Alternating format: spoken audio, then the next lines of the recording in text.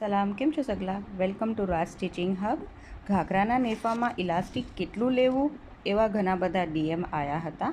આજે એક basic rule સમજીએ કે એક્ઝામ્પલ કે તમારો નેફો ફૂલ રાઉન્ડ 40 ઇંચ છે તો આપણે એના 80% કરશું તો 40 ઇંચના 80% એટલે 32 ઇંચ આવશે, પ્લસ 1 ઇંચ એક્સ્ટ્રા લેશું આપણે, જે આપણે ઇલાસ્ટિકને જોઈન્ટ કરશું ઘાઘરા સાથે તો એના અંદર સ્ટિચિંગમાં આપનો યુઝ થઈ જશે.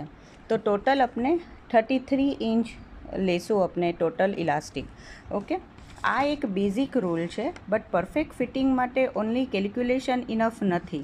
જો મટીરિયલ હેવી હોય કે વર્ક વધારે હોય તો ઇલાસ્ટિક થોડું ટાઈટ રાખવું, પણ ફેબ્રિકનું વેઇટ, રીદાનું વર્ક, એનું પેટર્ન અને સાથે જેનું બી કસ્ટમરનું હોય યા કે તમારું પર્સનલ હોય તો તમારી જે ચોઈસ છે, જે તમારું કમ્ફર્ટ, તમને જે ગમતું હોય એને બી ધ્યાનમાં રાખી અને આપણે ઇલાસ્ટિકને ચૂઝ કરતા હોય છે. પ્લસ જે ઇલાસ્ટિક યુઝ કરો છો એની જે ક્વોલિટી છે કે કેટલું સ્ટ્રેચ થાય છે, એ 1 ઇંચનું તમે યુઝ કરો છો કે જે 3/4 ઇંચ આવે છે એ લઉં છો, એના ઉપર બી ડિપેન્ડ કરે છે. તો એ હિસાબથી અગર તમને થોડું ટાઈટ રાખવું છે તો તમે 75 કે 70% લો, અને તમને લૂઝ જોવે છે તો તમે 85%થી વધારે લૂઝ કરશો તો એ બિલકુલ કમ્ફર્ટ નહીં રહે. એ આપણે ઇલાસ્ટિક આપણે જે નીચે ઉતરી જતું હોય એવી રીતથી થશે. એટલે આ 80% એકદમ સ્ટાન્ડર્ડ છે, પછી પ્લસ માઇનસ બધાની પર્સનલ ચોઈસ પર ડિપેન્ડ કરે છે.